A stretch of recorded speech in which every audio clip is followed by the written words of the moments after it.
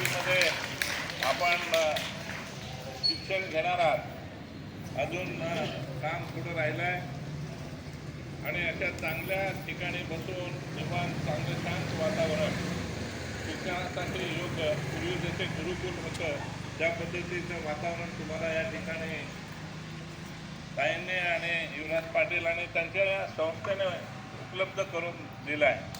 त्याचा परिपूर्ण फायदा घ्या, चांगल्या प्रकारे शिका आणि शिकत असताना एक राष्ट्रप्रेमसुद्धा डोळ्यासमोर ठेवा आणि समरसतेचा विचारसुद्धा डोक्यामध्ये असला पाहिजे.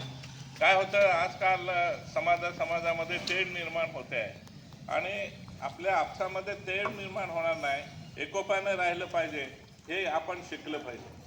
आणि संधी आपल्याला तुम्हाला खूप चांगली संध्या मिळत आहे, शिक्षणासाठी सर्व सोयी उपलब्ध होत आहेत. अशा वेळेला आपण चांगल्या प्रकारचं शिक्षण घ्या, आवडीचं शिक्षण घ्या. तुम्हाला जे आवडतं ज्याच्यात रस आहे तेच केलं पाहिजे. जबरदस्ती काय करायचा प्रयत्न करू नका.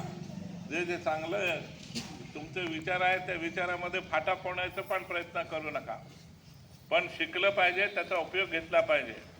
एक चांगलं आहे की महिलांची संख्या जास्त दिसते आहे, मुलींची संख्या जास्त दिसते आहे, चांगली गोष्ट आहे.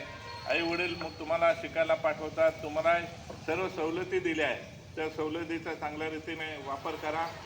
आणि आता तर असं झालं आहे तुम्हाला काही शिका, तुम्हाला सवलती आहे, कोणाला कमी आहे कोणाला जास्त आहे. पण आदिवासी म्हणण्यापेक्षा आदिवासी, दलित, विजयंती आणि ओबीसी या समाजाला तुम्हाला शिक्षणाला भरपूर वाव आहे, सबसिडी आहे. आणि आदिवासी आणि दलित बांधवांना तर सर्व मोफतच आहे. तर त्याचा उपयोग तरी करून घेतला पाहिजे. त्याचा उपयोग केला तर फायदा आहे. नाही तर शिकले 9वी 10वीला आणि मग आई वडील सांगतात जा भाकरी देऊन ये शेतामध्ये किंवा कुठेतरी पाठवतात. असं काही कामं रिकामे असले तर करायचं, पण तुमचं शिक्षण करायचं, शिक्षण सोडून ते करायचं नाही, एवढं लक्षात ठेवा. एवढंच बोलतो, पुन्हा येईन तेव्हा खूप बोलू आपण. ठीक आहे. पुन्हा एकदा तुम्हाला धन्यवाद आणि दिवाळीच्या शुभेच्छा देतो आणि संस्थेला पण शुभेच्छा देतो. त्यांनी एक चांगली संस्था करली, त्यांचंही अभिनंदन करतो, कौतुक करतो.